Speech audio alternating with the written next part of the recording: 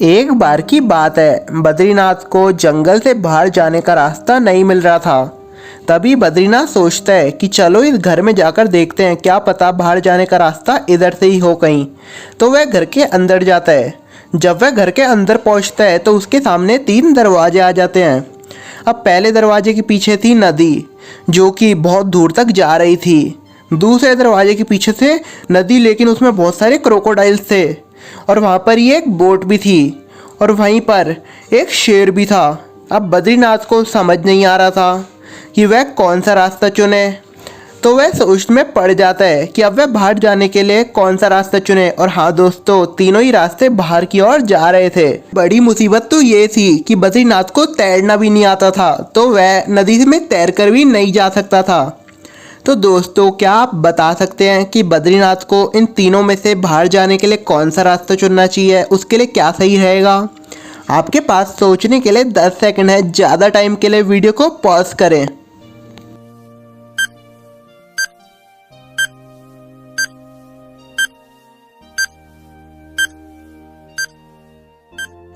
तो दोस्तों, जैसा मैंने आपको बताया था कि दूसरे दरवाजे के पीछे बहुत सारे क्रोकोडाइल है। अगर बद्रीनाथ उस वाले दरवाजे से गया तो वो क्रोकोडाइल उसे खा जाएंगे। अगर वह तीसरे दरवाजे से गया तो उसके पीछे तो शेर है, वह तो उसे कच्चा चबा जाएगा।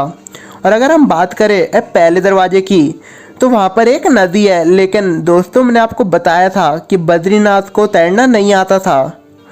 तो दोस्तों, ऐसे में तो यही सही रहेगा कि वहाँ पर अगर आपने ध्यान से देखा हो, दूसरे दरवाजे के पीछे एक बोट पड़ी हुई है।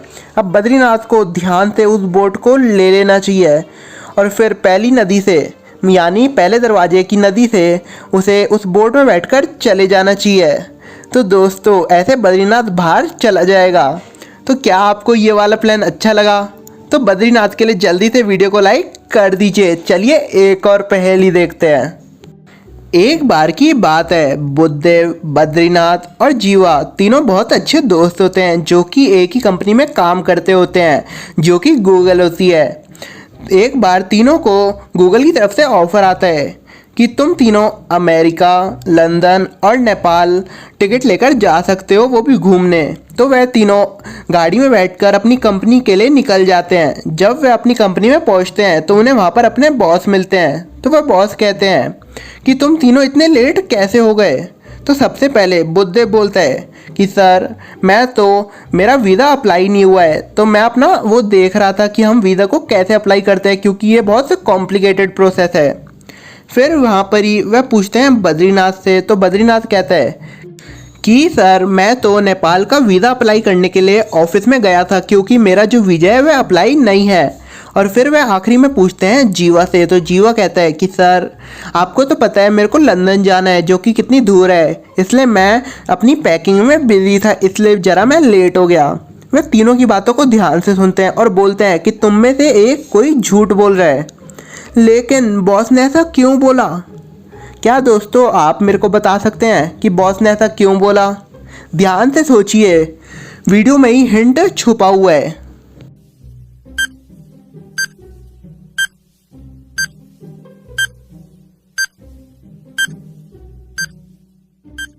तो दोस्तों, यहाँ पर तो बद्रीनाथ झूठ बोल रहा है, क्योंकि बद्रीनाथ बोल रहा था कि मैं नेपाल का वीज़ा बनवाने के लिए ज़रा ऑफिस में गया था, क्योंकि मेरा वीज़ा अप्लाई नहीं है। लेकिन ऐसा कैसे हो सकता है, क्योंकि नेपाल का तो कोई वीज़ा लगता ही नहीं इंडिया की तरफ से। तो इससे ही बॉस को पता चल जाता है। तो क्या आपको भी पता चल गया था?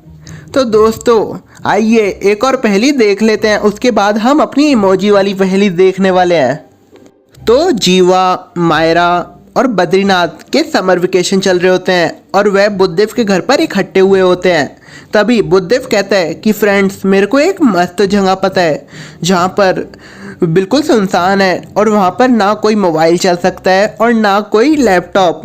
तो वह कहते हैं कि चलो चलते हैं। तो बुद्धदेव उन सबको उस जगह पर लेकर चलता है।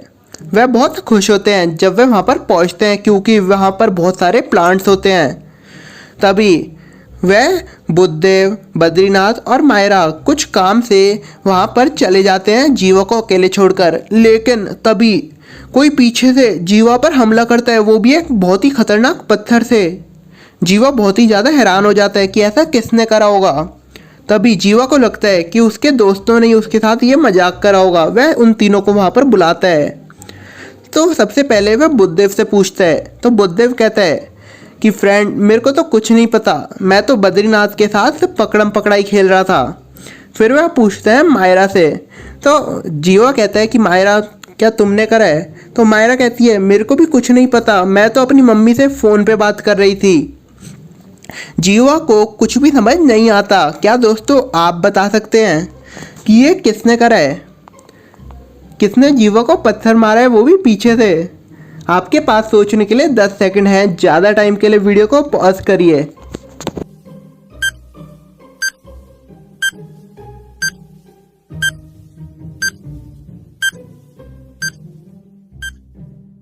तो क्या आपको पता चल गया था? आई होप आपने अपना आंसर कमेंट कर दिया होगा। तो आइए मैं बताता हूँ।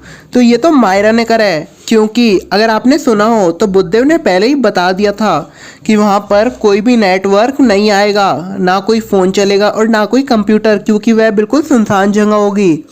तो मायरा अपनी मम्मी से बात कैसे कर सकती है? तो इससे ही पता चल जाता है कि मायरा झूठ बोल रही है और मायरा ने ही जीवा को पत्थर मारा है। तो चलिए अब हम कुछ आपका माइंड पजल वाली पहेलियाँ देखने वाले हैं, जिससे आपका माइंड चेक होएगा। तो सबसे पहली पहेली आपकी स्क्रीन पे है। तो आपको यहाँ पर मेरे को जल्दी से गैस कर मिसिंग नंबर बताना है। ये थोड़ा कॉम्प्लिकेटेड हो सकता है। आपके पास सोचने के लिए 5 सेकंड है।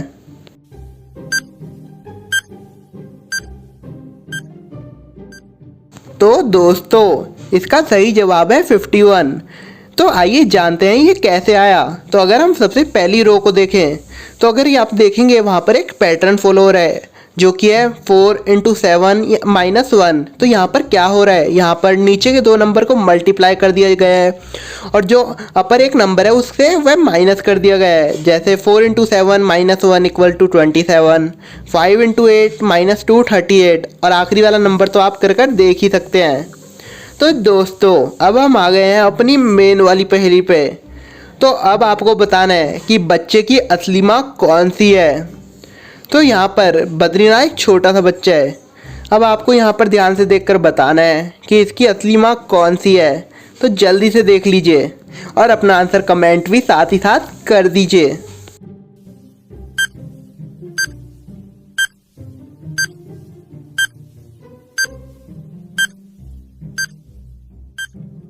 तो मुझे लगता है यहाँ पर कुछ ज़्यादा सोचने की बात नहीं थी, क्योंकि अगर आप देखेंगे उनके पैर पर साफ साफ लिखा हुआ है। पहले के पैर पे लिखा हुआ है मेल और तीसरे के पैर पे भी मेल लिखा हुआ है।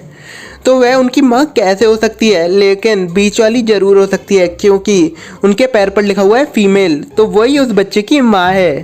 तो दोस्तों ऐसी और मज़ेदार पहेली के लिए आज जल्दी से हमारे चैनल को सब्सक्राइब कर लीजिए और वीडियो को लाइक करना बिल्कुल भी मत भूलना। तो मिलते हैं ऐसी एक और वीडियो के साथ। तब तक आप ये वाली वीडियो देख सकते हैं। तो थैंक यू।